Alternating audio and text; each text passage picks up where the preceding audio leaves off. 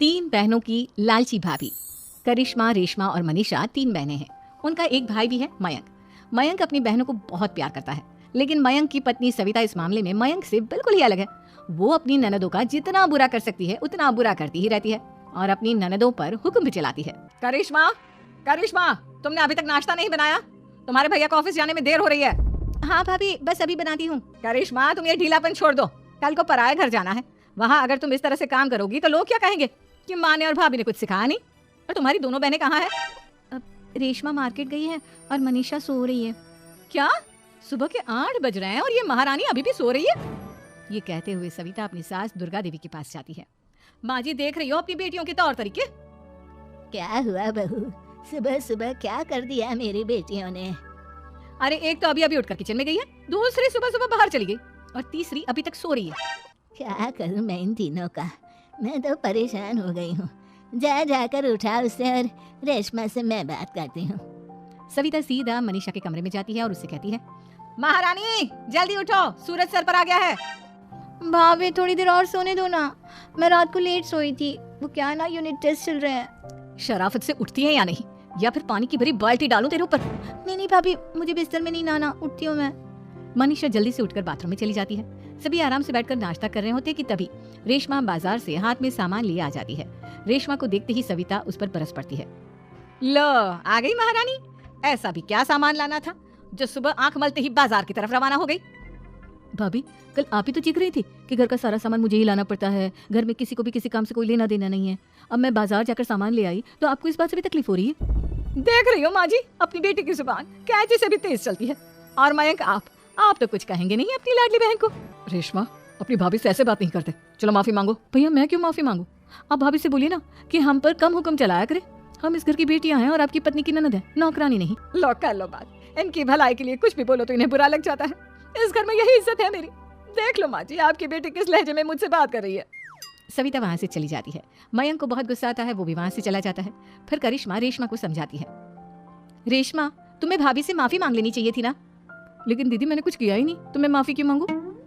हाँ करिश्मा दीदी, रेशमा दीदी जैसे ही घर में आई भाभी ही उन पर चिल्ला रही थी। हाँ, मैं मानती हूँ कि गलती भाभी की थी। मैं तो इसलिए बोल रही हूँ कि भाभी ने माँ को तो पूरी तरह अपने वश में कर लिया है। वो हमारी बात सुनती ही नहीं। मयंक भैया हमारे लिए हमेशा खड़े रहते हैं, इसलिए उनकी बात का मान तो तुम्हें रखना चाहिए था ना। कोई फायदा नहीं दीदी, कुछ दिनों की बात और है, भाभी उन्हें भी हमारे खिलाफ भड़का देंगी। फिर वो भी माँ की तरह हमारी किसी बात का विश्वास नहीं करेंगे। इसी तरह सविता अपनी तीनों ननदों को किसी न किसी बात पर परेशान करती रहती थी। एक दिन मयंक अपनी तीनों बहनों के लिए गिफ्ट लाया। करिश्मा, ये तुम्हारे लिए हार का सेट। रेशमा, तुम्हारे लिए सुंदर सी ड्रेस। और मनीषा, तुम्हें किताबें पसंद है ना, तुम्हारे लिए किताबें लाया हूँ। थैंक यू भैया। थैंक यू भैया, थैंक यू भैया। करिश्मा, तुम्हारा नेकलेस कितना सुंदर है, ये भैया कहाँ से ले आए होंगे? मैंने भैया को 3 दिन पहले फोन पर ये डिजाइन दिखाया था और आज भैया ये ले आए। सविता तो अपनी ननदों के गिफ्ट्स देखकर जल गई और करिश्मा का नेकलेस तो उसे भी बहुत पसंद आया था। अपनी बहनों के लिए कितना अच्छा नेकलेस लेकर आए हैं, मुझे कभी कोई गिफ्ट नहीं दिया। मैं आज ही ये हार चुरा लूंगी। रात में सविता करिश्मा का हार चुरा लेती है और इसी तरह उसे अपनी ननदों की जो भी चीज अच्छी लगती वो उसे मांगती नहीं, बल्कि रात के अंधेरे में चुरा लेती। इसी तरह दिन बीतते गए और सविता ने मयंक के दिल में भी उसकी बहनों के लिए नफरत पैदा कर दी। एक दिन मयंक ने करिश्मा और रेशमा के लिए रिश्ता देखा और ये बात उसने घर में सबको बताई। माँ, करिश्मा और रेशमा के लिए बहुत अच्छा रिश्ता आया है, वो लोग कल इन्हें देखने आ रहे हैं। आप और सविता मिलकर सारी तैयारी कर लेना। ये सुनकर करिश्मा और रेशमा खुश हो जाती हैं, लेकिन सविता सोचती है, अगर इन दोनों बहनों की शादी हो गई तो घर और बाहर का काम कौन करेगा? मनीषा तो 1 नंबर की कामचोर है, उससे तो किसी बात की उम्मीद लगाना ही बेकार है। मुझे इस शादी को रोकना होगा। अगले दिन सभी लड़के वालों के स्वागत की तैयारी करने में लगे होते हैं। तभी मयंक अपनी बहनों से आकर कहता है, तैयार हो गई तुम दोनों?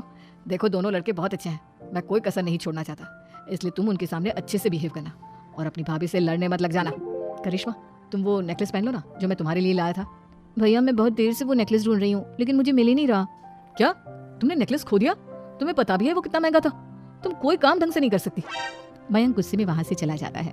थोड़ी देर बाद लड़के वाले भी आ जाते हैं। वो दोनों बहनों को पसंद कर लेते हैं और रिश्ता पक्का हो जाता है। लेकिन सविता के दिमाग में तो कुछ और ही खिचड़ी पक रही थी। वो पंडित जी के पास करिश्मा की कुंडली लेकर जाती है और उन्हें पैसे देकर करिश्मा की कुंडली बदलवा देती है। जब लड़के वालों के पास करिश्मा की कुंडली जाती है तो वो दुर्गा को फोन करते हैं। बहन जी, हमने करिश्मा की कुंडली अपने पंडित जी को दिखाई थी।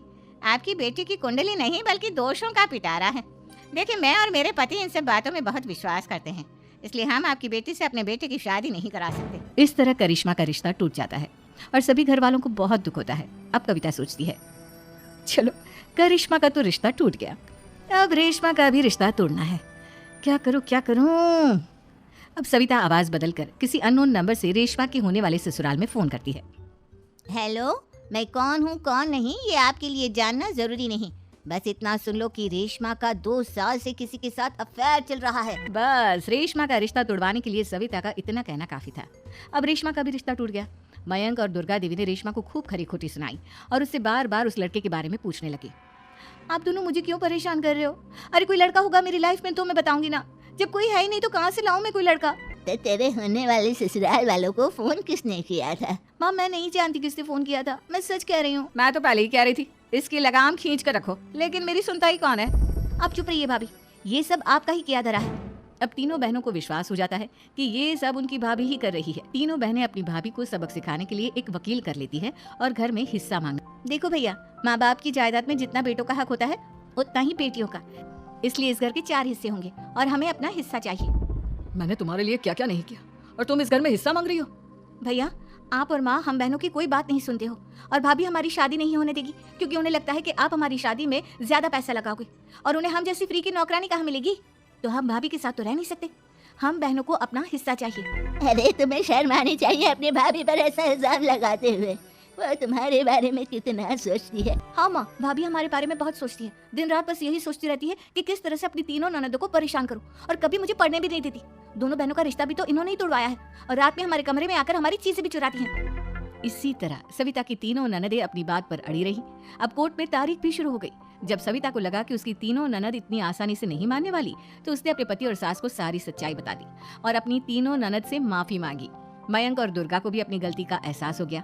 अब सविता खुद करिश्मा और रेशमा के लिए अच्छा रिश्ता ढूंढती है और उनकी शादी करवाती है।